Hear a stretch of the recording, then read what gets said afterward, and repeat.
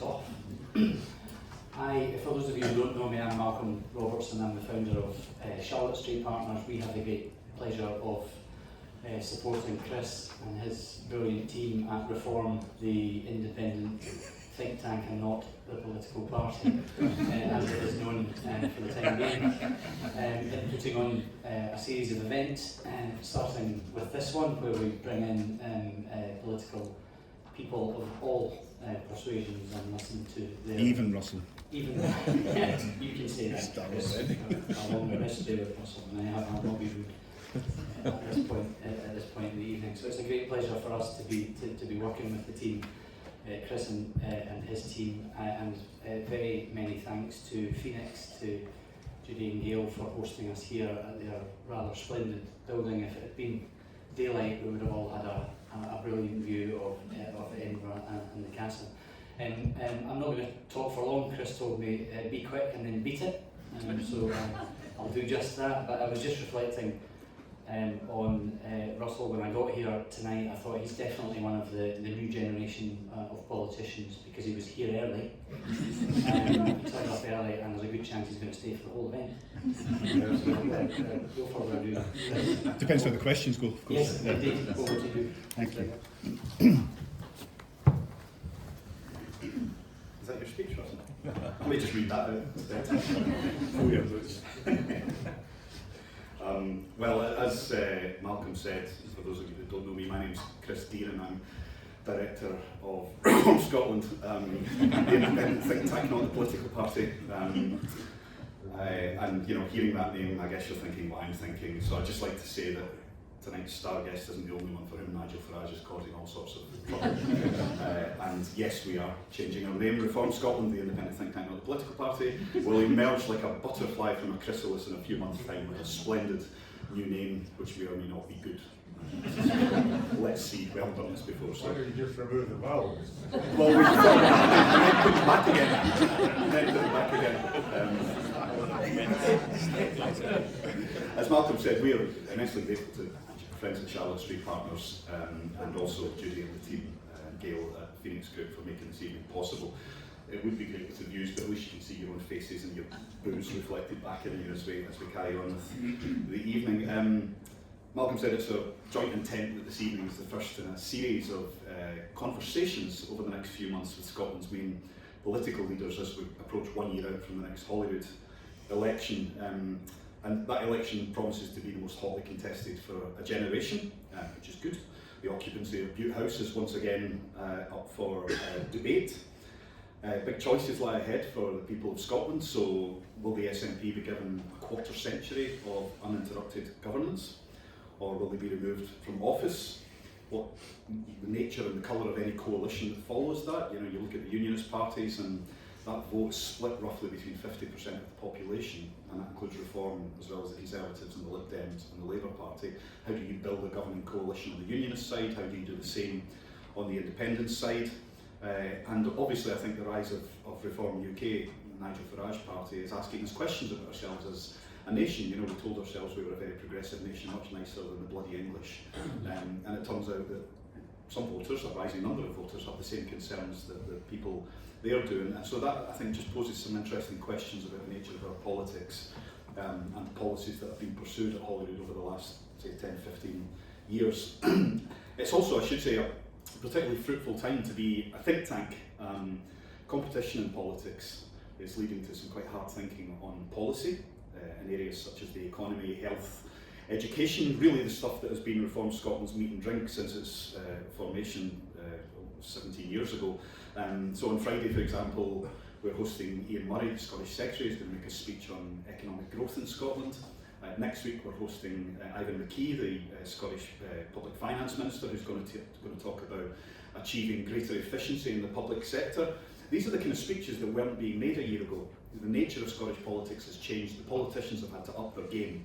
They're having to develop policy in some of the mainstream areas that I think have been neglected for far too long in Scotland. So it feels like a fertile moment, and it's great to be at Reform Scotland and those of you who are involved in public policy debate to see that the nature of that conversation changing, and maybe Scotland starting to get a bit more serious about how we run our schools and our hospitals and grow our economy.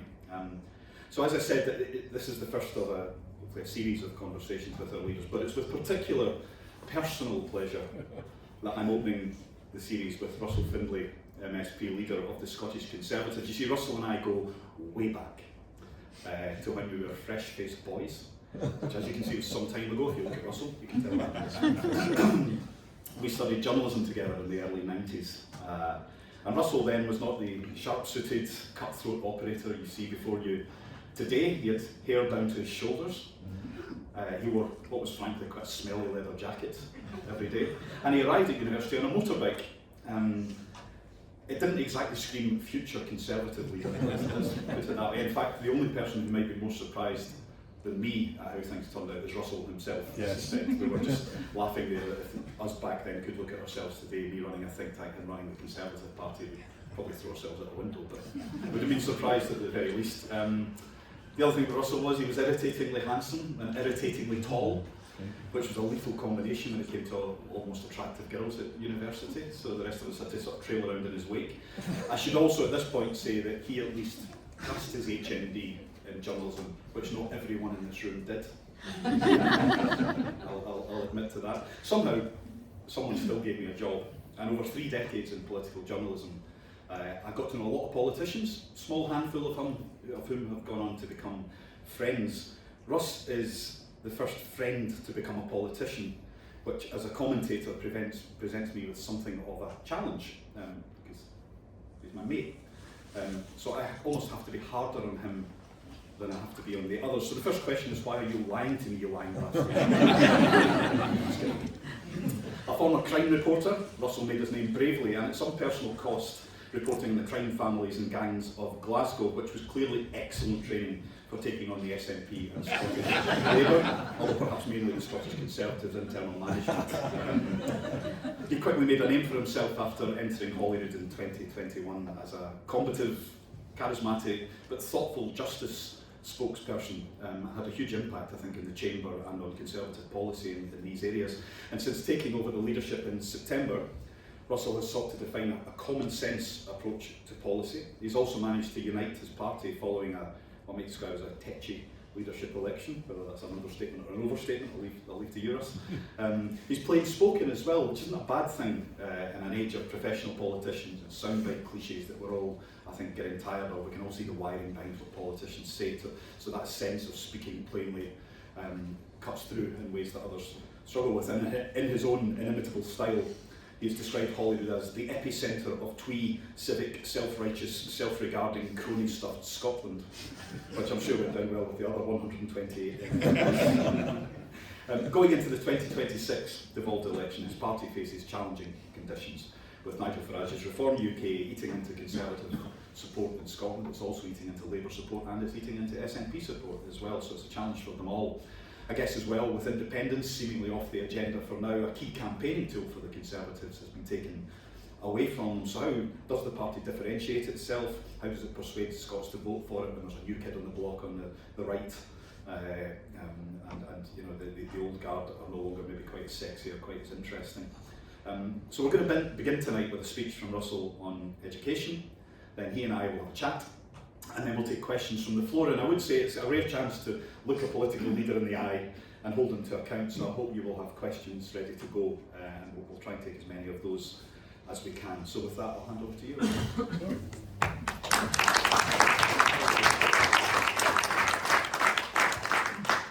It just shows you what a good old HND education can get you.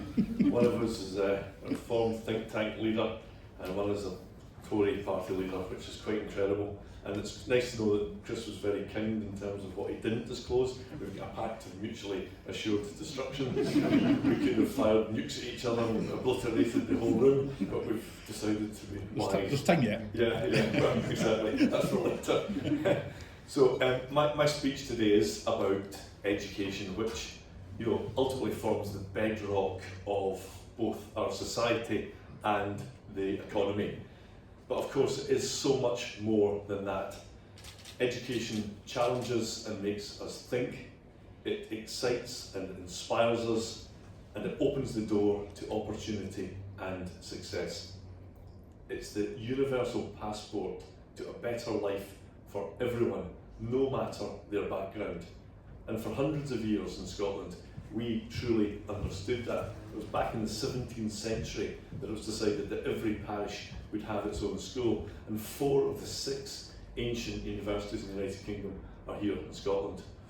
And Scotland was a beacon of knowledge that lit up the world, and that zeal for learning saw our country flourish. We made trailblazers and pioneers, global giants of economics, science, engineering, medicine and letters. We've got Adam Smith, Alexander Fleming, James Watt, Robert Burns, far too many to mention, and it's no exaggeration to say that it was the Scots of yesteryear who built the world of today. And that proud history makes today's reality even more tragic, because Scottish schooling has been allowed to deteriorate. Once world leading, now mediocre. We were ranked average in international league tables produced by the Organisation for Economic Cooperation and Development. We were overtaken and left behind by other countries, including England, Estonia, Ireland, Belgium, many others. Attainment in maths and science are at a record low.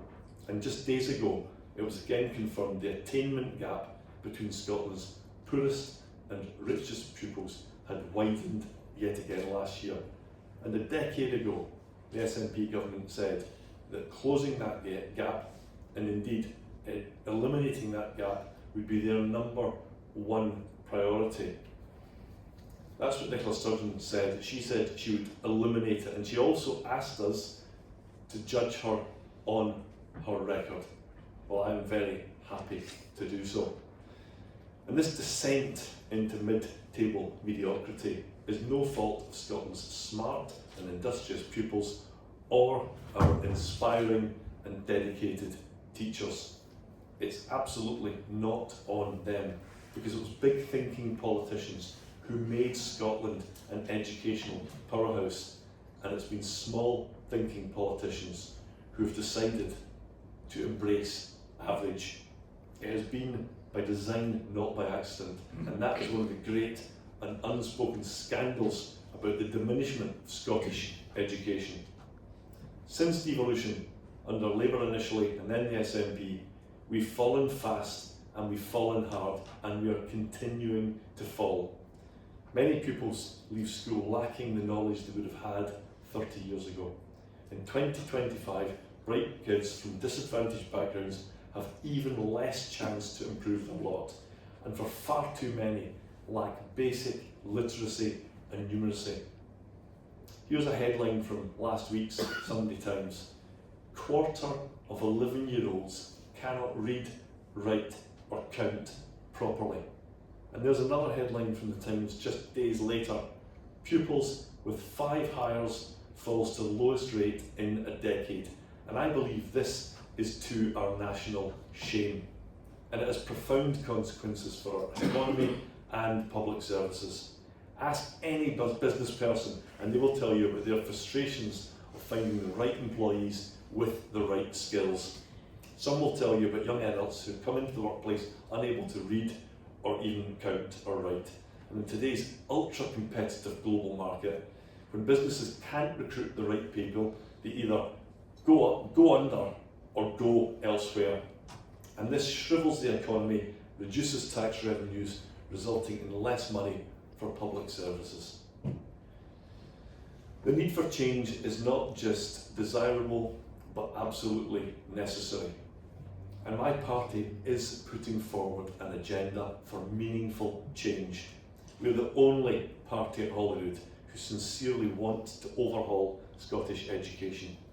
And many of what the ideas we have are consistent with some of the previous ideas set out by Reform Scotland's Commission on School Reform. And this evening I want to propose a bold idea that I think deserves serious consideration and debate. It's a proposal that could transform opportunities for those young people who are being left behind.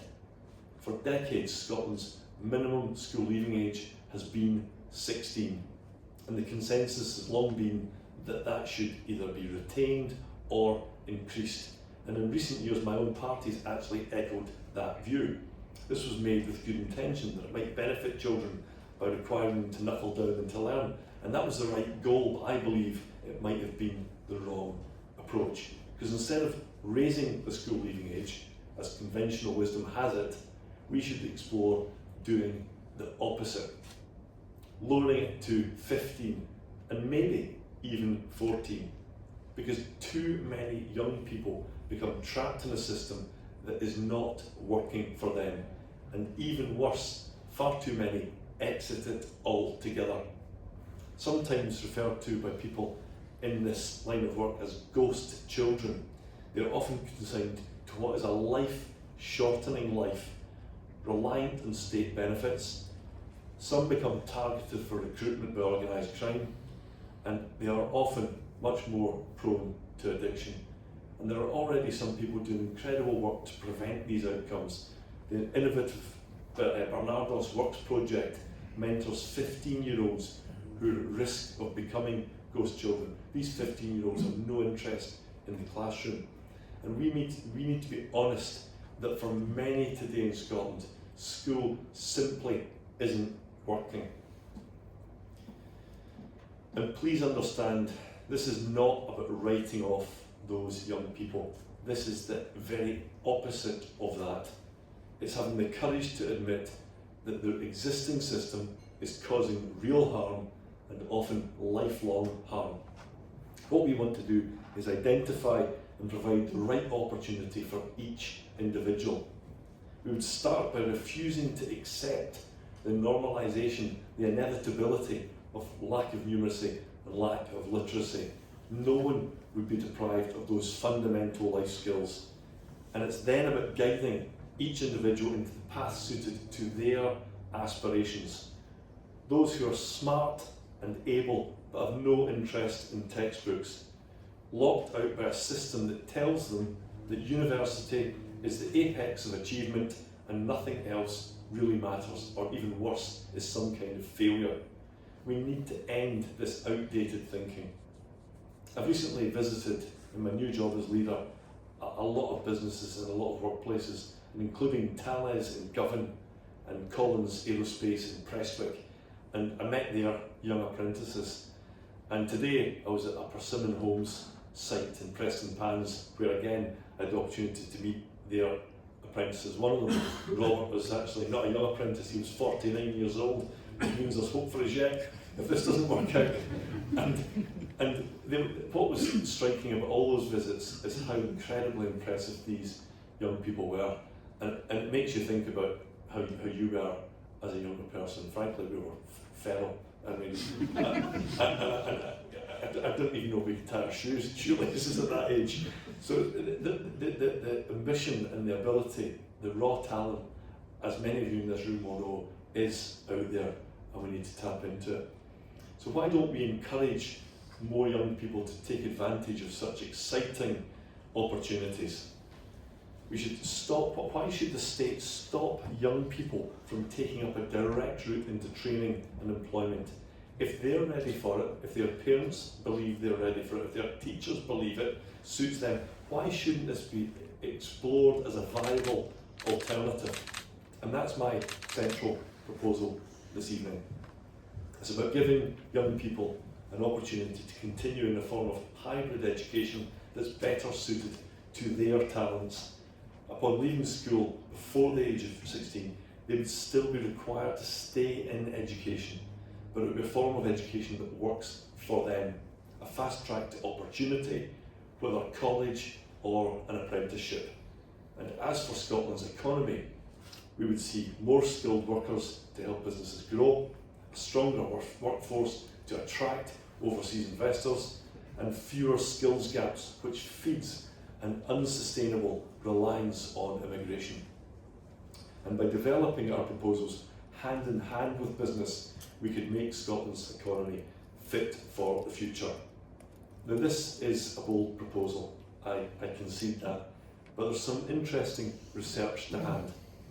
A recent study from the European Sociological Review looked at 4 European countries, and it found no evidence that raising the school leaving age had better outcomes for pupils.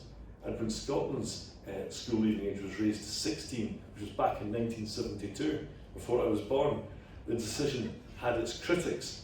One said, and I quote, "Youngsters who are already badly adjusted to society and who are now requiring to stay unwillingly at school for yet another year are moving increasingly to violence and delinquency, and this is as infectious in the school situation as lice in the pupil's hair." And he went on to say that before raising the leaving age to 16, and I again quote, "Schools were achieving remarkable success with this age group, and more were voluntarily staying on." And he ended by asking, and I'm also quoting, how much better it would have been to pursue a positive policy of encouragement and incentives rather than the negative one of compulsion and sanction. And the speaker of those words might surprise you. It was a man called John Pollock, who was a former General Secretary of the EIS Teaching Union, leading light of the Scottish Trade Union Congress, and a chair of the Scottish Labour Party. Now, so in other countries which have lower school leaving ages than Scotland, there's emerging evidence to support this idea. Take South Korea, where students can leave school at 15 to attend specialist schools to prepare them for work in high-skilled trades. Around 70% of the learning is hands-on, with the rest spent on foundational academic subjects. Pupils can learn about robotics, electronics, biotechnology and engineering, so it's not just about bricklaying. Schools collaborate with industry to design the curriculum, and these industry partners, they provide mentorships, internships and real-world opportunities to put the learning into practice. In Germany and Austria, 15-year-olds can combine education with vocational training, and similar schemes exist in Australia. And in Scotland, of course, such a scheme would come with its challenges, but where there is a will, where there is a political will, important considerations including child protection can surely be overcome. But that all said, I can already hear, and I've already heard today, some in Scotland's political and educational establishments shouting us down, shouting me down. People such as the trade unions, civil servants, and John Swinney, a former education secretary who presided over the decline that we are wanting to do something about. And this is to be expected. Across society, those with vested interests instinctively defend the status quo and oppose change. But their way has failed, and it is failing, and the only grade they deserve, quite frankly, is an F. They're not interested in change because they're fearful of change and they're too weak to fight for change. And that's why the SNP has spent so many wasted years stuck in policy limbo, producing review after review, strategy after strategy, talking shop after talking shop, but without actually fundamentally changing anything. And that's resulted in a generation of young Scots being let down. Our country and our children cannot afford this continued miserable decline. We must change Scotland's schools for the better and offer new opportunities to this generation and the generations to follow.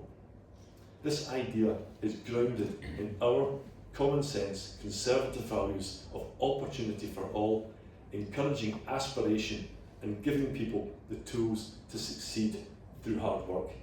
Empowering young people is an investment for them, but it's an investment for all of us. Writing them off is absolutely shameful. Thank you very much.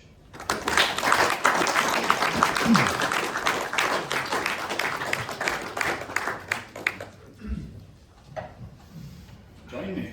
I will join you. Thank you. School. This makes a change. Normally in these things they put you in a tiny wee chair and I end up looking like Buddy the Elf. So they've given me a decent sized chair. Not a problem I ever have. Well, well, listen, thank you for that speech, Russell. And Russell mentioned our Commission on School Reform, which is one of the key things that we do at Reform Scotland. We've been proposing proposing reforms to the school system for many years now, and suddenly we're getting people paying attention, as Russell pointed out, the PISA figures, the OECD figures are showing that Scottish education is not what it should be, and is certainly some way behind England, where there has been a more ambitious approach to school reform. So we're always happy to hear that our politicians are thinking hard about this stuff too.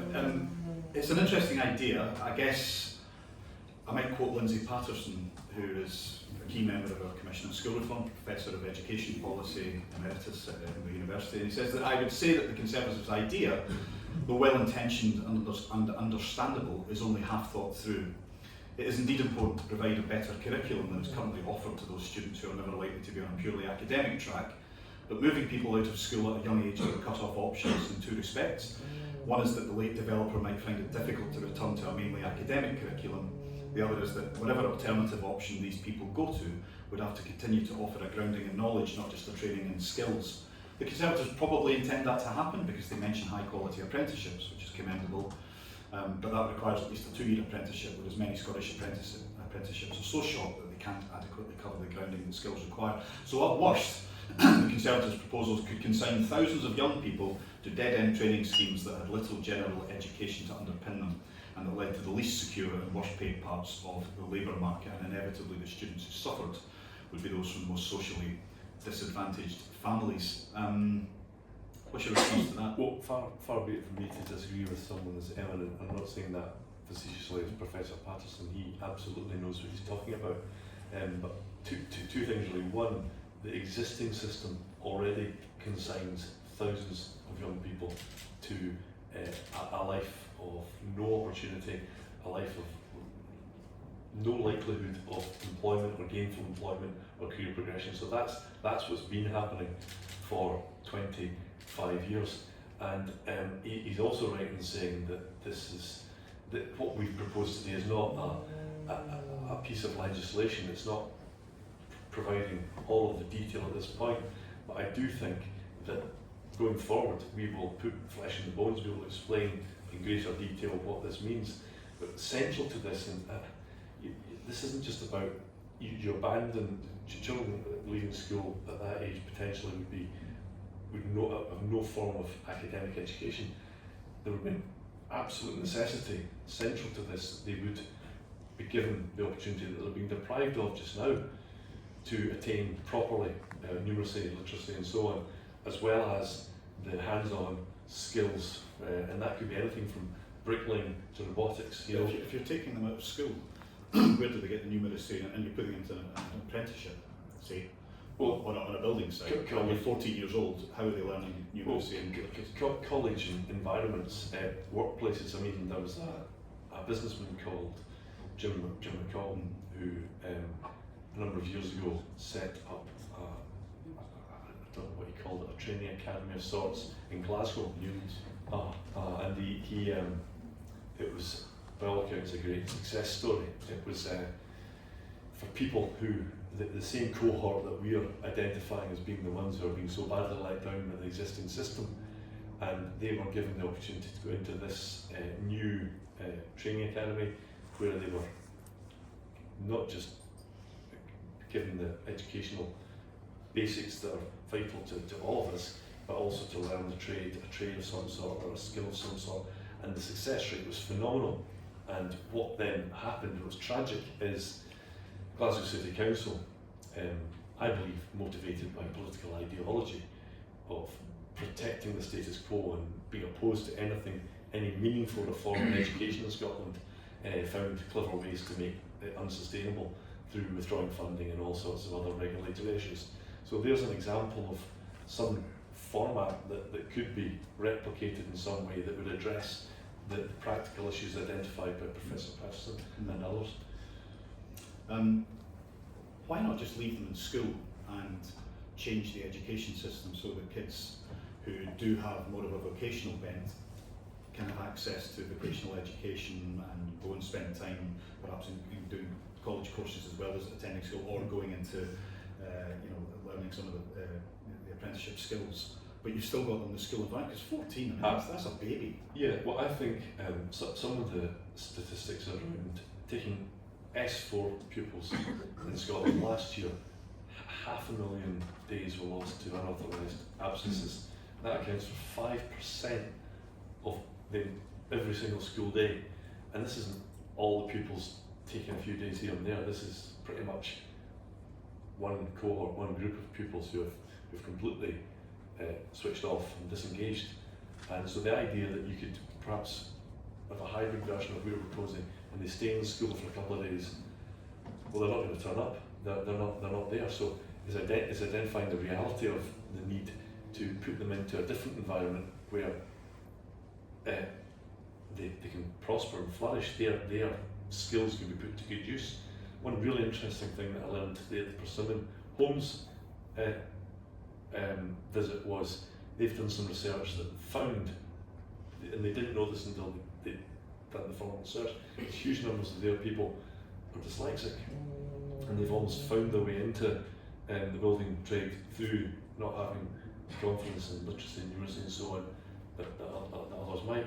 So it's about identifying people's strengths and weaknesses and giving them the opportunity to succeed. And I think that's why you'd be better going full on than trying to tinker around the edges. But you think putting a 14-year-old into the workplace on a building site with a load of adults, and you mentioned some of the child safety issues, I mean that does make the alarm bells ring slightly. No. Again, so this is one of the things about putting forward policies, and I know you're not doing this, but there is an immediate instinct to misrepresent or take a well-intentioned point and sometimes in bad faith. The first question put to me by the STV journalist on the building site today is, "You've just laid a brick," which I didn't do very well, by the way. He said, "You've just laid a brick. Why do you want 14-year-olds to be doing that?" And you're immediately on the defensive in the back foot. We're not saying that 14-year-olds should be leaving school and going and work in building sites. We're saying that 14-year-olds, the small number who are being completely failed just now, abandoned, frankly, betrayed, should, if it's right for them, have the opportunity to go and learn how to be a bricklayer potentially. And bricklaying is not a job that should be looked down upon. The apprentice who I met earlier today had been a labourer for years, and for him this was a great opportunity, and it'll be a job for life, and it's a pretty well paid job as well. And so it would give these kids the chance to learn how to be a bricklayer in a college context where they could also ensure that they have, and if they've got dyslexia, that could be taken into account as well, and literacy and numeracy would be a given, it would be a necessity, unlike now where they're not turning up at school at all and they're unemployable because they don't have any qualifications. Another stat, politicians love stats, but what was it, 15%, no, almost 1 in 7 Scottish school pupils leave school without a single qualification. 1 in 7. That's the existing system we're talking about. This is the system that all the other parties will tell you is pretty much okay, other than a bit of tinkering around the edges. It's not okay. So that's talking about a certain type of child with a certain skill set. You also mentioned the fact that the Scottish education system is not thriving in the international comparisons. What else would you do in education that would lift? We've produced lots of research and papers looking at a knowledge-based curriculum, looking at how you tackle absenteeism and discipline in the classroom, pastoral care, all those things we're working on ahead of the next election. For those kids who are academic but are actually being failed by a school system that doesn't stretch them or doesn't teach them to the point that they can really achieve what they might in a competitive global climate, what are you going to propose for them? Well, one of the things we previously proposed was around disruption and so on. The small number of pupils, some of whom who perhaps really don't want to be there and therefore have no regard for learning and serially disruptive from the classroom, and that's to the detriment of the vast majority of pupils who want to learn. And we proposed recently that they should be removed from the classroom. You'd think I was proposing throwing into the River Clyde the way some people reacted to that.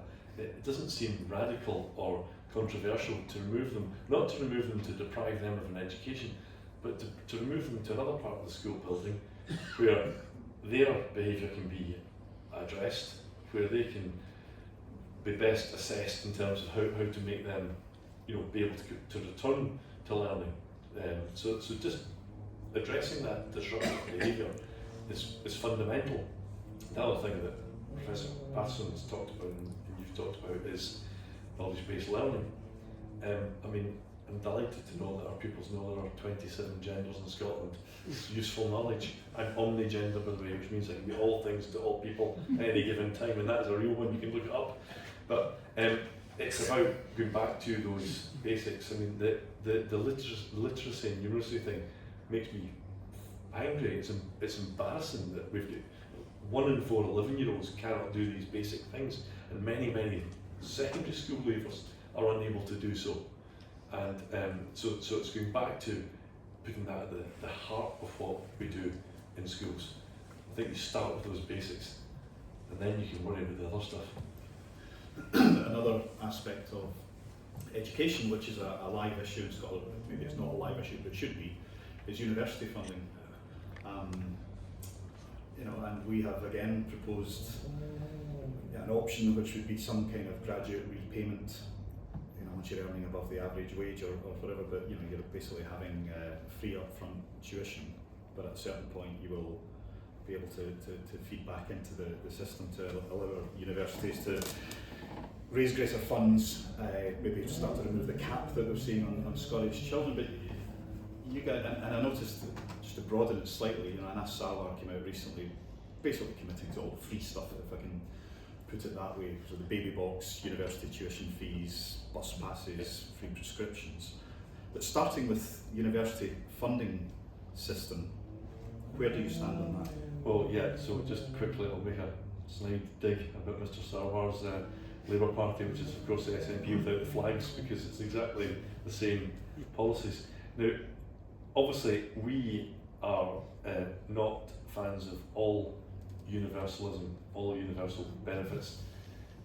I think, but it's not all or nothing. For example, with prescriptions, the SNP love to talk about all free prescriptions in Scotland, but the reality is, and I'll come back to that, I'm not dodging your question, but the point is, in the rest of the UK, most prescribed items are free. That's on the basis of affordability and your means tested. So I just don't think it's right that I or people even of great wealth should be getting free prescriptions in Scotland. It doesn't make any sense. In terms of university education, so you do away with free prescriptions? I think it needs to be seriously looked at. I mean, I'm not going to simply just make up a policy manifesto commitment, but you can see the direction of travel. Well, the shadow cabinet would jump me, so can't say anything these days. So, but going back to the university education, I think the funding issue is absolutely critical. As things stand, we are minded to keep free, inverted commas, education. But I think what we need to do, while looking at that seriously, is look seriously also at the offering that these universities are giving to young people.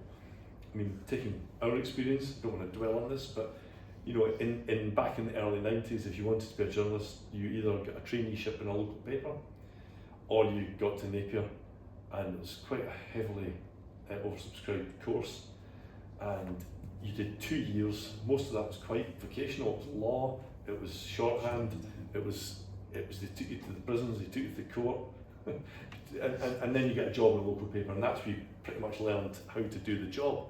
Now that same course, after we left, within a few years had become a 4-year degree course, and I'm sure that's a lovely experience for them, but is it necessary? And the same goes for, that was about the only option in those days, but now, as I was in the Glasgow Underground last week, and there was a sign up for a degree in sports broadcast journalism. I think so there's 30 degrees every year coming out of that uni with sports broadcast degrees, journalism. Where are the jobs for that? Whose purpose is that serving? The lucky few will probably do very well by virtue of getting their foot in the door in the right place, but I don't see the value there. And I think so many of these degrees aren't giving people a return, aren't giving the taxpayer who are paying for it a return. And one other proposition that I'm keen on exploring, and which my colleagues have spoken about, is looking at some of these degrees and questioning whether they need to be 4 years. so many of them could be free, I believe, not things like medicine and stuff that actually requires a degree, but others. So you said you weren't going to avoid my question, and you did avoid my question. Did I? Really? No, I said in terms of university fund. Yeah, you said you're keeping it, right? But Yeah. I bet almost everyone in this room thinks that's a bad idea. Any university principal, vice chancellor you speak to thinks it's a bad idea. It's having a huge impact on the native population who can't, some of whom cannot get into Scottish universities, and therefore, because of the cap on numbers, so they're going down south and paying tuition fees down south. Our universities are pulling in more and more foreign students, not to pass a judgment on that, as a way of funding, because these people. So you know as well as I do that the funding structure doesn't work at the moment, and if you don't do something about it now, I'm saying you're in a position to, that come 2030 or 2035 we will have to reform it in a situation of crisis, and some institutions may well have fallen over by that point. You're in the position where you're the opposition, you have a chance to really think about outside the box, because realistically you're probably not going to be the next First Minister, much as that would be lovely, for obviously my access. Party of your house. Yeah, party of your house. But you do have a chance to think a bit more radically about these things, and maybe to be a bit more responsible in saying, you know what, we can't afford. Look, some of my colleagues who have been in this game longer than I have are very strongly of the view that we should remove, free tuition fee, remove free tuition fees, and I understand the logic of that. I think we just have to be careful. I think if we went to the electorate and said we were going to do that, and your kids are going to have to suddenly, you're going to have to suddenly pay tens of thousands of pounds for what was until then free, that wouldn't work for us, frankly. It wouldn't work for anyone. But that's why no one's proposing it, no, because they're scared of the voter response. Perhaps that's the reality, but I also think we will in the forthcoming sort of 12 months prior to the May election next year bring forward a manifesto that won't be afraid to come up with something that will attempt to address this.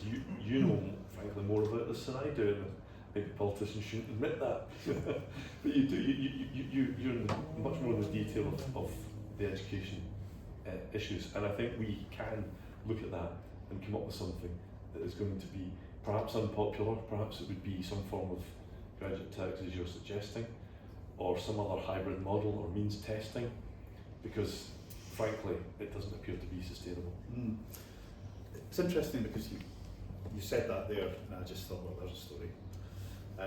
But actually, and you mentioned this earlier, the ability of politicians to speak freely and to think about stuff in public and to float ideas without then finding themselves on the front page of the Daily Record or the Daily Mail is highly limited. But what we're seeing, I guess, in the States, and we're seeing it with Nigel Farage, and we're seeing it across Europe, are politicians who are coming through who are actually breaking all the taboos and throwing aside the shibboleths and saying, I don't care what the media write about us, I'm going to speak directly to my people using social media or events or whatever. Now that's quite easy if you're an insurgent party, in a sense where you don't have to care about what the media think of you, because they won't like you anyway. You're running, the oldest political party in Britain, the most successful party, but the most successful party in Europe, if not the world, in terms of winning elections in the UK and the rest of it. So you don't get licensed to do that. But I know you, and I know that you do like to think freely, and I know that you're trying to have a slightly different conversation with the people and in Parliament maybe than some of the more longer serving politicians, professional politicians.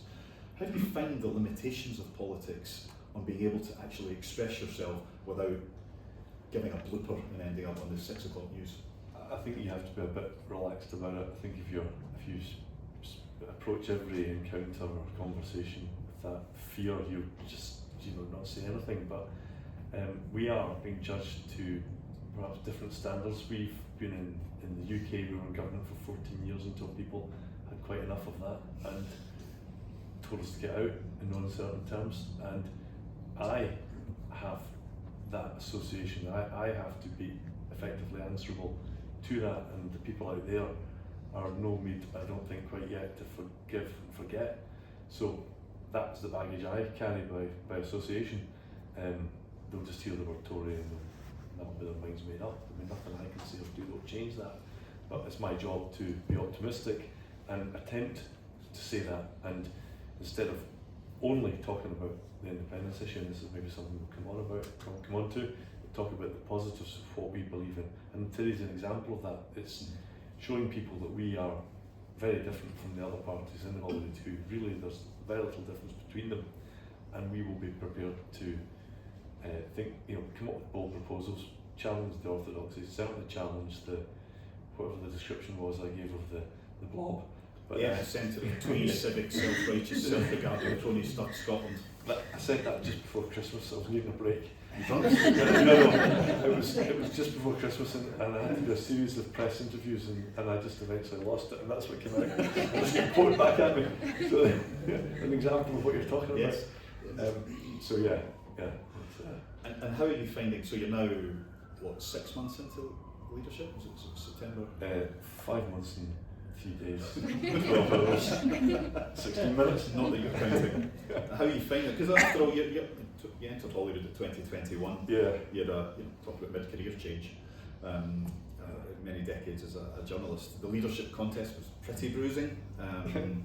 You weren't everyone's cup of tea or whatever, but it seems to have kind of said, tell me what you've learned in your first 5 years, 3 days, whatever it is, about leadership and what mistakes have you made? Well, first of all, it was the worst midlife crisis in history. Put that in the right. You're not just got a sports car.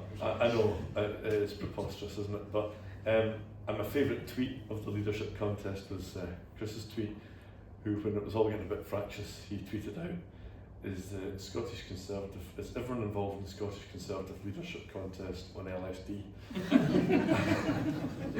Sounds like me. It was getting a bit heated at that point. It was a long summer, but it was in the main, it was respectful, and I think in the party in Scotland hadn't had a proper contest for over a decade, so there was the need to do it. And like any of these contests, you're trying to win, and other people are trying to win, and I think in the main it was respectful and all the rest of it.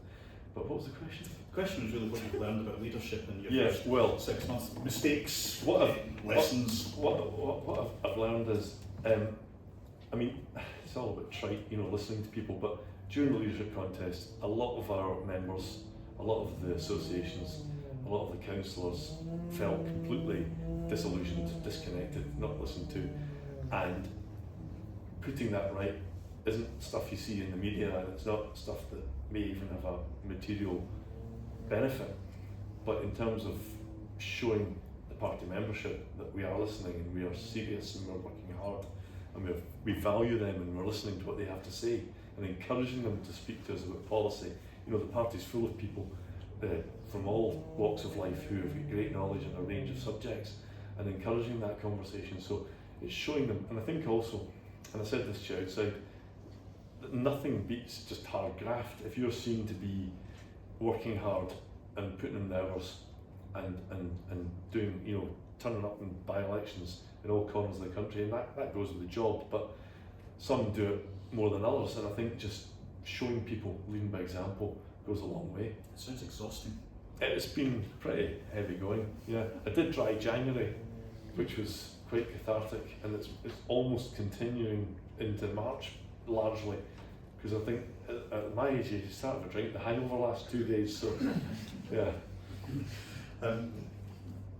Interested just a bit about you, who were your heroes growing up, political or otherwise, and I don't want you to say John Lambie. So Russell and I and a group of friends, we used to go to Ibiza on holiday, and I've got a memory of Russell in a pair of Adidas Samba, a pair of Adidas shorts, I think, bare-chested but with an enormous Partick thistle towel tied around his neck like a cape.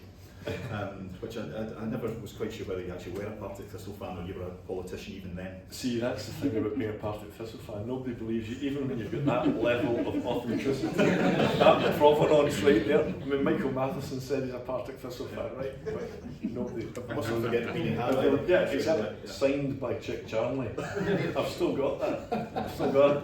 Yeah, I put it on, showed my daughter. She could barely look at me. She could delight revulsion. Yeah. So who are the people that sort of you look up to? Who's your favourite Conservative leader? I liked news when I was young, but yes. I wasn't a political anorak. I didn't, unlike Charlie in front row here, who Charlie Pound, head of research, aged 25, bring this There's a side. type, But yeah. he, I don't know if I'm speaking out of turn, but I think Charlie might have posters on his walls when he was doing it. Answered under the bed cover. Aye, poster of me, breaking news. Yeah. So I didn't really have political heroes. I suppose I remember, you remember the big political moments. I remember being 9 years old, I think, when the Falklands happened, and the visuals of that, and the spectacle that was unfolding on TV. And then I suppose the first Gulf War was a big deal, and some of the big political milestones, prime ministers coming and going and so on. But I think, like maybe most people, you get a bit more grumpy and a bit more short-tempered the older you get, and a bit more of the view that, well, you can either just complain about it or maybe try and do something about it, which sounds a little bit naive, and that kind of motivates you to get involved, and that's kind of a big part of what motivated me to get involved. Was after 2014, I genuinely went into the referendum fairly open-minded, and listened to it all, and fairly quickly came to the firm view that voting no was the right and sensible thing to do. And naively thought that following day that would be that, we'd all get back to normal. And from day one and continuing, the SNP have really refused to accept that result. And that annoyed me. And I thought, well, this is going to, if the largely silent or quieter majority don't speak up, then we can't very well complain if we almost get kind of, through a process of attrition, end up in a sort of independent status. So that motivated me, and also just, I think as a journalist, I'm getting slightly psychoanalytical here, but as a journalist you see what's wrong, you try and stand up for what's right. It's, a lot of what I did was about organised crime, was standing up for crime victims, not just against criminals, but against the authorities. Anyone that goes up against Police Scotland or the government or the NHS in Scotland knows that it's David v Goliath. And I think as a politician you can perhaps have a better platform to try and take some of that stuff on. And I suppose I mentioned independence earlier, which has been a real driver of Conservative support really from Ruth Davidson's time, I suppose, and going through the referendum, the rest of it. John Swinney isn't talking much about independence at the moment. He'll still give it, a bit of a sort of mention in passing. But obviously they've tried, and the Cape Forbes have tried to move the SNP back towards the mainstream, so they are talking about health and education, they are talking about the economy. Do you worry about, because obviously with reform coming through, a good old Barney over independence would be quite useful for you, but it looks like that oxygen will be denied to you in the run-up to the next election, unless things change. But I don't get the feeling Swinney's going to put it front and centre of the Holyrood campaign. They're going to talk about another term of government and sorting the problems that are there. So how do you as a party differentiate yourself, as I mentioned at the start? Well, I mean, taking the passing reference to reform the political party, not the steam think tank. Many of their candidates in the last election were pro-independence. It's not entirely clear. There was even speculation this week, which the party, to be fair to them, denied that they would actually support potentially another independence referendum. So that remains to be seen if they are going to be a genuine party of the union. I don't think we can be complacent. For all that the received wisdom is that the threat's gone. It has in no way gone. John Swinney has devoted his entire life to breaking up the United Kingdom, and the idea that he suddenly turned into a different John Swinney, as he'd have us believe, who's only interested in the country's collective welfare, is for the bugs. And I think if the result in 2026, God forbid, goes a particular way, they'll do what they have always done. As Nicola Sturgeon did, she looked people in the eye prior to one of the elections, probably 2021, and said, a vote for me is not a vote for independence. Then on day one, as soon as they win that election, they say that each and every one of these was a mandate for independence. So that's what they'll do again, and we will not only be talking about being the only trusted party of the union, but talking about all the other things we want to talk about, the common sense conservative stuff that we've perhaps been a bit too shy about talking about, perhaps partly due to the UK government sometimes causing us difficulties and not having that space to do so. And speaking of the UK government, do you worry that appears at the moment to be quite quick fall into unpopularity of Keir Starmer and the Labour government is going to reopen that independence conversation? Because in a sense, if Labour was in a way Scotland's safety valve, that was how we voted, largely to the government that Scotland, the majority of Scots would choose to have at Westminster, and we waited 14 years, and then the Conservatives were kicked out. Keir Starmer gets in with a huge majority, and then the confidence just seems to have dropped out of public support for his government really quickly. And that question of should Scotland be independent or not requires us to look at Westminster and see ourselves reflected there, and to feel confidence that there's a place for Scotland in the Union going forward, and not that we get a Labour government or a Tory government and actually neither seems to work anymore. So I just wonder whether you think there is an issue there that could rekindle that independence discussion. I mean, Labour got a huge majority, but on pretty small percentages. It's quite a flattering breakdown of MPs when you look at it. I think that we need to be very, very careful, as I said earlier on, about assuming this is off the table. I think nobody could have foreseen how bad Labour would become and how quickly they would have achieved it. I mean, their MPs must be wondering what's going on. I think there's significant fault lines between their MPs and the Scottish leadership and vice versa. I think the beneficiaries of Labour's incompetence has been mainly reform, because a lot of reform voters in the general election were anti-establishment, lost faith with mainstream politics and politicians and the parties, and duly voted for Nigel Farage's entity, which doesn't of course have a track record to have to defend it every term. And then with Labour collapsing so rapidly, those same people who, or many of the people who put their faith in Labour, are going, well, it is true, they are all the same. And I suppose that's the premise of your question. The people that think they're all the same, therefore we might as well burn the whole house down, which might be how you perceive a reform vote, might also have that same destructive sense of, well, we might as well try this if Westminster's failing as approach. But I don't think that's a reasonable take. And there's a distinct difference.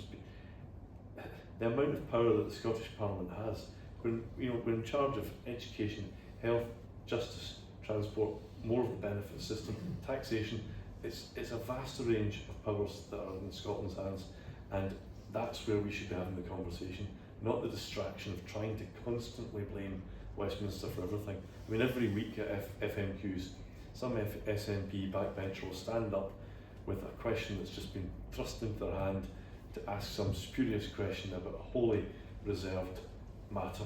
And thankfully the presiding officer last week told two of them to sit down after they did so. So more of that, please. But I think we can't conflate UK government records with, oh well, independence is the answer. Because the SNP haven't come up with a single answer to the big questions leading into 2024 or since about anything to do with the big stuff about currency, about borders, about pensions, you name it. We still don't know the answers to these questions. So to talk about reform and the fact that maybe some disillusioned Labour voters are definitely moving towards reform, but if you look at, they're doing basically on a lesser scale what Trump did, which was to break down traditional democratic silos. So in this election, Trump got a rising share of Hispanic voters, a rising share of black voters, people that maybe you'd have expected to vote Democrat in the past. However, his policies are right-wing, and reforms policies on net zero, on immigration, would traditionally be seen as right-wing. They are, if they're an existential threat to anyone, they're an existential threat to the Conservative Party, because there will always be a core base of left-wing, left of centre voters that will vote Labour. And we're looking at polls that are suggesting they're going to get somewhere between 15 and 20 MSPs next May, which is a staggering amount, and which will leave them in a position of being able to, requiring to do deals to get them through. And I'm just sort of interested then, you talk about your common sense conservatism, and you've been quite robust on certain things, and you look at the party at Westminster and how there are some people in there on the front bench and elsewhere who are clearly shifting towards that Reform, Trump, AFD, whatever view of what the future of politics is and what voters are looking for. Now, where do you stand on that? Because the Scottish Party, really since Michael Forsyth, after Michael Forsyth, has observed a kind of one nation, more mainstream form of conservatism, maybe because Scotland has expected that often that's the way to win votes, the Ruth Davidson approach sort of thing. So where do you stand on accommodating those voters who are looking at reform, how you win them back, and how far is too far, if you see? Well, first of all, the polls I would take with a giant pinch of salt. But they're doing well in the local government by-elections. I mean, they're coming third ahead of you guys. Well, in some, granted, in turnouts of 20% or so, but I think we need to treat that with some scepticism. They've not won a single election, they've not returned a single councillor in Scotland, let alone an MSP or an MP. Nigel Farage, I believe, has absolutely no interest in Scotland. I also think they don't know where they stand on the union. You talked about right-wing parties, and that's how they are perceived, but when research is done into some of the thinking of the membership of the typical Reform voter, a lot of their thinking is quite economically to the left. So they're a bit of a muddle, a bit of a contradiction, and going into the 2026 election, while I'm here talking to you and while we're out setting out our stall and talking to the media and being proactive about what we stand for, as every normal political party has to do, they will be under some scrutiny. They will have to start explaining what they stand for. They will have to put people up front who will make that reform pitch, and we'll see. But we will fight for every single vote. And in terms of, I think, while conservatism is a broad church, it's at its core is respect of the rule of law, personal responsibility, enabling people, encouraging aspiration, opportunity, valuing businesses, all these central themes to conservatism, and we're not straying from that. We're not going to try and chase shadows to the right. We will proudly carve out what I believe is pretty much centre ground. I think a lot of the Holyrood parties have gone shifted further and further to the left. We saw that with Labour and the SNP. The SNP would out-left Labour, and then Labour would have to move with them. And so we are pretty much, I think, in the centre ground. If you take gender, self-identity, the legislation, we represented common sense mainstream Scotland. That's not right-wing or left-wing. That's centre ground politics. That's an example of that. And how comfortable are you with the condition of the Westminster Conservative Party and some of the things that are coming out of there from Suella Braverman or Priti Patel or Robert Jenrick or whatever? Is that entirely cognizant with your politics? Well, again, the Scottish Party has its own leadership and own identity, our own parliamentary group with all the powers that we're responsible for. You're still the same party.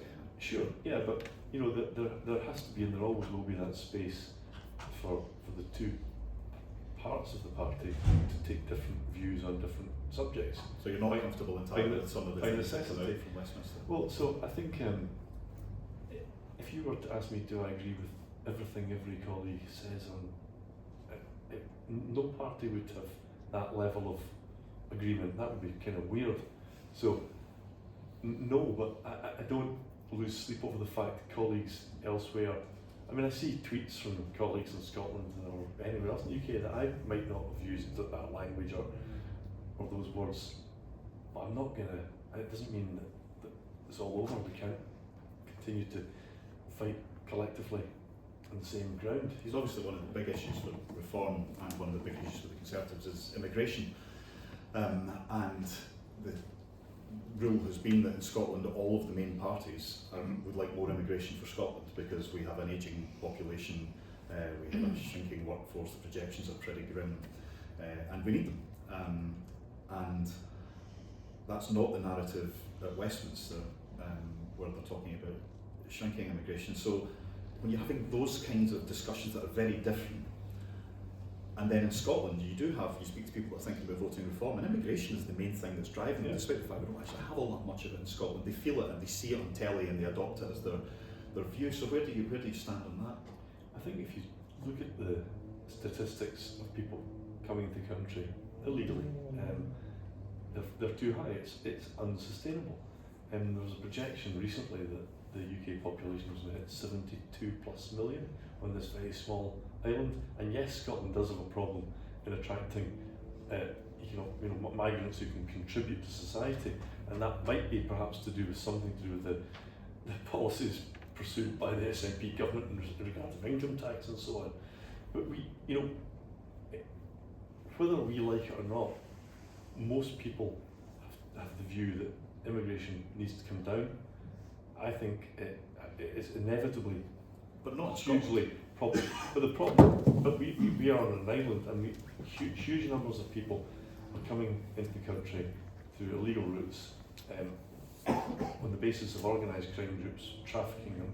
There was a court case in Glasgow a couple of years ago. It was a group of people had been trafficked and exploited, and it was involved women who'd been exploited and put into brothels and forced into prostitution and treated like cattle. And this particular detail stood out. This pregnant 27-year-old female was sold on Argyll Street for £10,000 between two different organisations, two crime groups, as effectively a modern day slave. And this came out in evidence in the High Court case. Something needs to be done about this global trafficking in people, on which inevitably the UK is a very attractive place to come, is a receptacle of that. And I think every Western nation recognises that, and it's not racist to want to try and control that to the best interests of our country. Okay, we've whittled on for a long time. I'd really like to take some. Oh, there's a hand right at the back already. Right, okay, well, you were first, sir. My name's Alan Sutherland, and I'm actually at an organisation called Scotland Matters, which is an anti-independence campaign, but I've got a fairly open mind to a lot of things. But just at the last passage there of your discussion, you talk about right-wing politics, the woke thing, net zero, and immigration. So I'd like to ask, what do you think is right-wing about, and especially right-wing about scepticism about some of net zero and the woke thing? Are you saying that China and Russia, are they right-wing countries? And the second thing in terms of immigration and this low work, later on in life, the lack of workers. In Scotland just now there's 800,000 people economically inactive between the ages of 16 and 65. And about 200 of these are between 16 and 21, I think. And there's 94,000 people in unemployment. Why do you think we need more people? Is this not a problem of, as you mentioned, your education system and how we get people ready for work? Yeah, and a big number of those people will be the people who were completely let down by the schooling system and they're economically inactive. So is that not an argument for saying, do we need immigrants or do we need our own people more able and willing to work? I think the argument might be you need both. There'll be always scope for a sensible, controlled immigration policy, but this mass organised crime, huge numbers of people coming to this country is unsustainable, and all the parties recognise that. It's trying to work out how effectively to deal with it. Our party, when in government, had a proposal that never came to pass. Yeah, but my question is, if we've got 800,000 people economically inactive, 200,000 of them between 16 and 21, or 25 I think it is, and 94,000 unemployment, is that not another problem? Not in terms of getting people into the country, but getting the people in the country to be able to contribute. Yeah, completely. And going back to your original point, a lot of these issues aren't right wing. I mean, we're not climate change deniers, but we are looking at some of the net zero targets that have been set and wondering whether they're realistic, whether they're affordable. I think many people are seeing this in their household bills, this promise of clean, green energy being somehow more affordable. They're paying more than they've ever paid.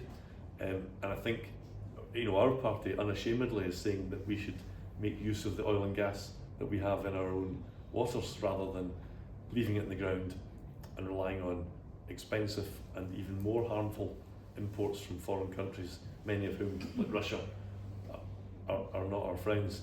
So it's not about right or left, it's about pragmatism. I think politicians need to be pragmatic and disregard some of those labels that are applied. Okay, yes, Peter first and then Hamish. Thank you very much. I'm Peter Hurston from Prosper. We're Scotland's Independent Council for Development and Industry. We're a cross-sector membership think tank.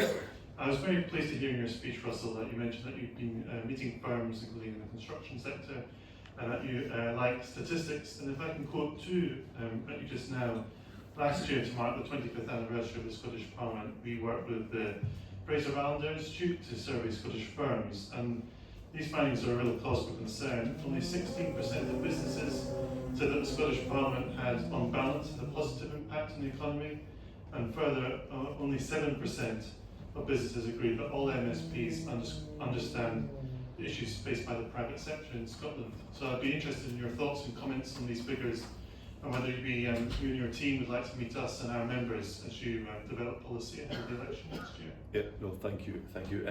I'm not hugely surprised with the figures. I mean, since becoming a leader just over 5 months ago, I've spent a lot of time speaking with business groups, as many as possible, and the frustration is loud and clear, not just with what's happening at the government in Edinburgh, but also what's happening from London.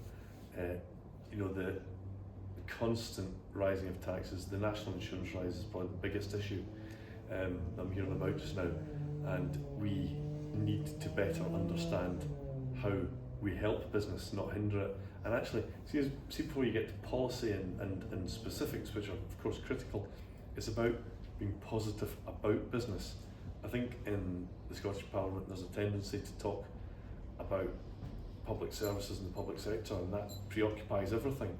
But actually championing business, and I've been doing as much of that as I can, and we'd be happy to arrange some kind of meeting. Yeah. Thanks.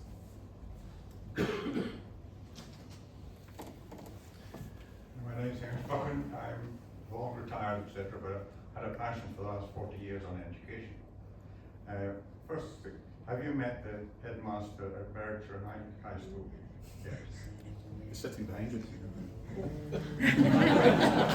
If this counts the meeting, then yes. You haven't got talking to him. Secondly, I've been involved with financial education for the best part of 20 years through a charity, with the people we've had doing the sessions with your kids. In the 20 years that the charity's been in existence, we have got to, I reckon, between 250,000 and 300,000 school kids, teach them about debt and personal budget.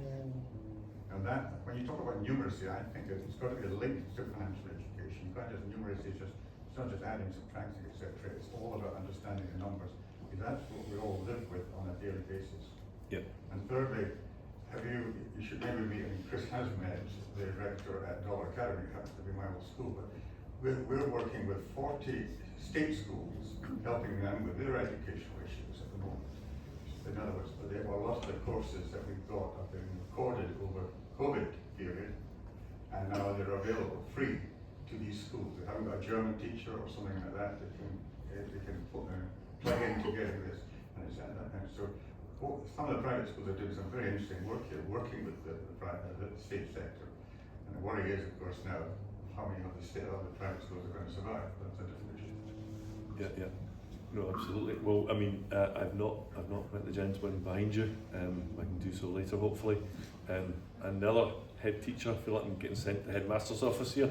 I'm happy to speak with him. But your work is around teaching children about not just numeracy and literacy, but real life applications and mortgages and debt and everything. I think that's absolutely terrific. And it's supposed to be in the curriculum. Yeah. And most of our charities, like the Scottish Stuart Ivy Financial Education Trust, Yeah. They wouldn't be done. And the Scottish Parliament has no idea there's no heat map as to what's being done in that area at all ages, sort of idea. And there's good work being done by a variety of people, but nobody in the Scottish Government or Scottish Education Department have a clue what's going on. Well, you know, we would happily promote that or learn from it, you know, do whatever we could, because I think that's critical, you know. Well, I got John Swinney into a school just before COVID, because he became COVID minister. And I said to him, he went to Perth High School and came and listened to me for half an hour, and then he went into the classroom and sat with the kids and listening to a debate that went on. And he had to listen to it, and he was very impressed by the whole thing. He said, I said, I'm not looking for money because I know that I won't get any. But what I do want you to do is to create a heat map of what's happening in primary schools and secondary schools in terms of financial education. Yeah. I promise you to do it, but of course he then became COVID minister, so that's been stepped under. You might ask him that question one day. Yeah, and in respect to the other point you raised about the VAT and private school fees, we've opposed that. We believe that's motivated perhaps by good old Labour class envy and spite, and is harmful because it will mean that the people that can afford to pay these fees without any problem will continue to do so. But many families who you know, make sacrifices to ensure their children get what they regard as the best possible education will be the ones that lose out. And the knock-on effect of these families then having to send their children into the state system, it seems so short-sighted, and it just potentially drive down standards rather than try and lift everyone up. That's what we should be doing. Okay, let's move on to the woman here.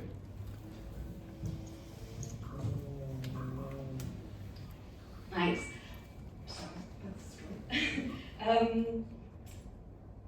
I wonder whether by focusing on what you describe as the children that have been seriously let down by the system, that there's a danger in thinking about education like that you ignore a much more substantial crisis that's going on within the education system. So I'm all in favour of allowing people to leave early if they need to, although we must recognise that the infrastructure in terms of colleges is extremely weak, and you know, Ian Wood talked about this quite a while ago, as far as I can tell, and nothing really came of that, so I think we've got a problem there. But more fundamentally, we are letting every child down in Scotland. I'm from the Scottish Union for Education, and this is not a marginal problem on the edges of a system that's basically sound. And I wonder whether the Conservatives aren't pulling their punches a bit on this. I mean, if you really wanted to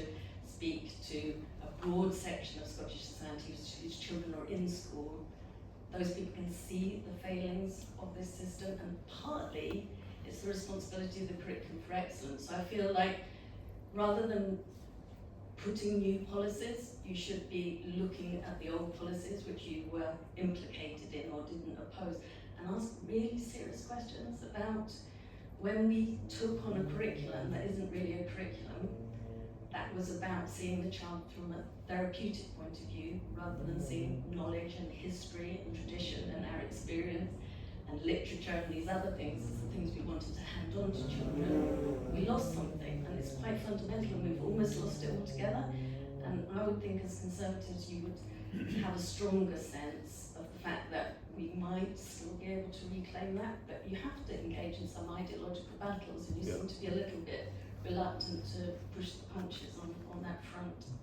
Thank you. I'm slightly distracted with a giant lawnmower outside. I don't know what that is. As long as it's not a drone.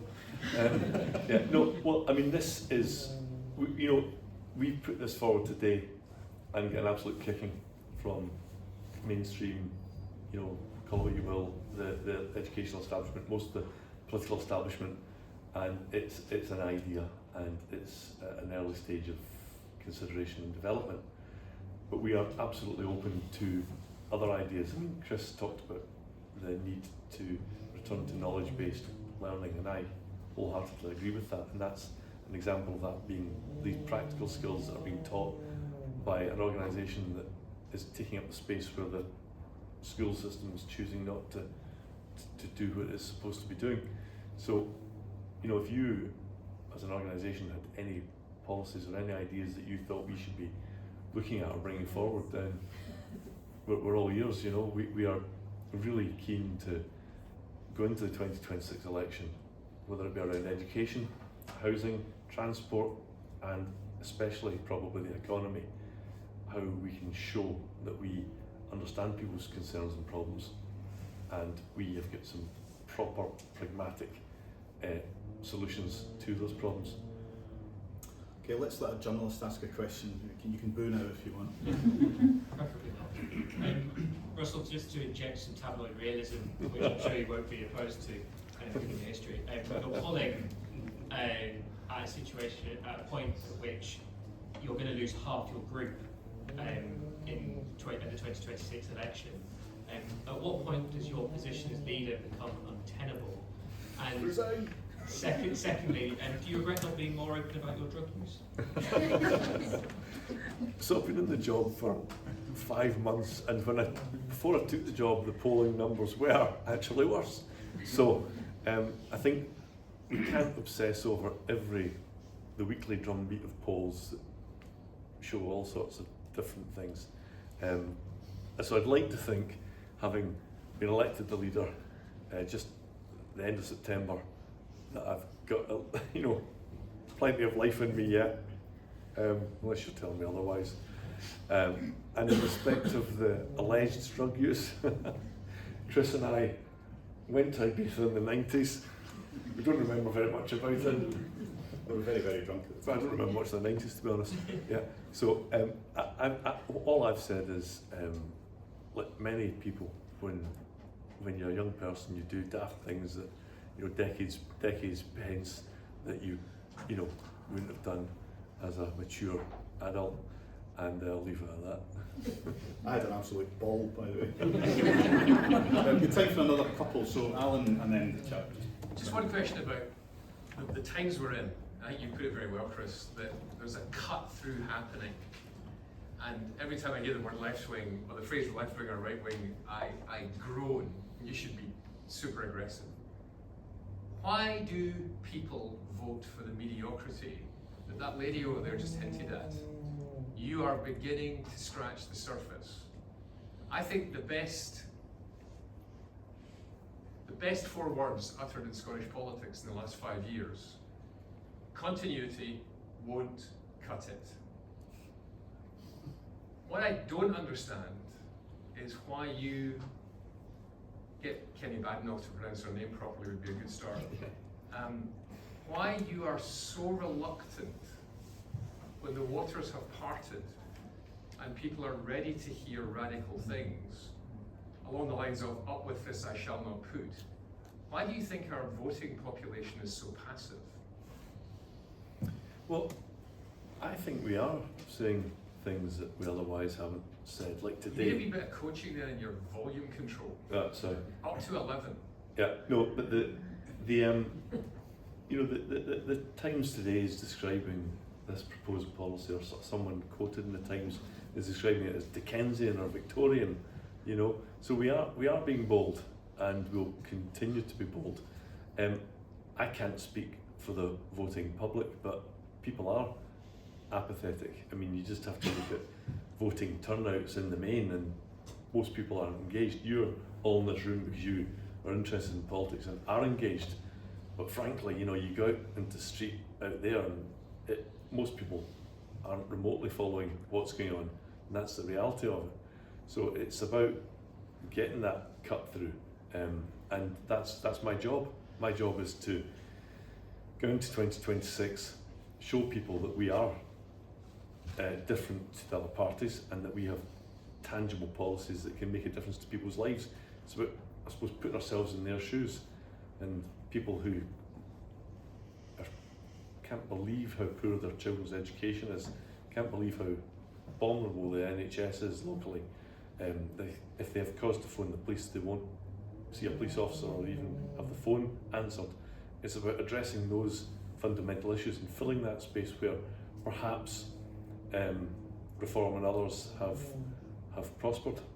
Is it also about you bungee jumping and surfing in the North Sea, a la Ed Davey? I'll do anything for a vote.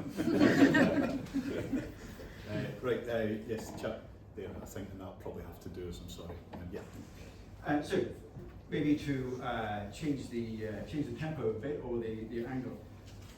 Going back to something that Chris had said in his introduction, he said that there'd been a change in the debate in Scottish politics, and you name-checked Ivan McKee and Ian Murray, and they're talking about things now with Reform Scotland that they hadn't done in the past. Then later on in the chat with Russell, you started to talk about independence, and I think you kind of were taking Russell kicking and screaming onto talking about independence. So my question is, do you think it would be fair to say that the change, the freshness in the debate in Scotland is because the Scottish Conservatives are trying to move the debate away from independence and start talking seriously about education and about policing and about justice and about health? Well, I mean, I'm not afraid to talk about independence. I don't even like calling it independence. I usually put inverted commas around it because it's about breaking up the United Kingdom, which is just fundamentally wrong, and I'm fundamentally opposed to. See, I'm starting, you've got me going on it. But that is where the Scottish Conservative and Unionist Party, and we will always be so. But I do think there has been perhaps a bigger shift in the mood in the country, with for all sorts of various reasons, that people are a little bit more angry at some of the basic issues, even though there is, as I mentioned earlier, the broader apathy that has probably led to some of the continuity we've seen in respect of politics. But yeah, I mean, we are going to be bold and bring our arguments forward and not be shy about doing so. Okay, well, we're out of time. I'd now like to just ask Gail Isaac, who's Phoenix's Workplace Pensions Director, to come up and just finish proceedings off for us. Thanks, Gail. I promise I won't keep you. And I think I'm going to try the podium. It's maybe disastrous. I can hold up. So thank you.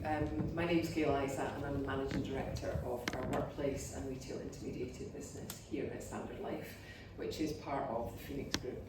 So we're absolutely delighted to welcome you to what is our first Meet the Leader event, and I'd like to thank you, Russell, for such a great speech, and Chris for such excellent questioning, and I thoroughly enjoyed the robust, wide-ranging discussion and some of the great questions we had at the end.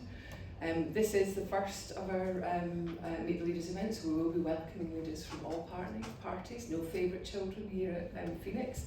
So Hamish, you can keep your question for John Swinney later. But yeah, a thoroughly great event, and we're really looking forward to the future ones. But if you'll indulge me just for a moment, I will say a few words about the Phoenix Group. So Chris, I enjoyed your evocative speech about Reform Scotland's new name emerging out of the like a butterfly. I would just like to confirm the name Phoenix is taken. But Phoenix is the UK's largest savings and retirement business. We have the privilege of looking after around 12 million customers and about 180 billion of assets. So yeah, it's a privilege for us to help people save up and enjoy retirement. We have a large colleague base here in Scotland, so we are really committed and interested in how we make Scotland an attractive place for business, and actually how we create a rich skills base at every age stage. So that's why we're so happy to sort of participate in this range of events. So thank you very much. I think you can make your way out and back to where we had the drinks, and there'll be a bit more time for networking. But if we could put our hands together and say thank you to Russell and Chris.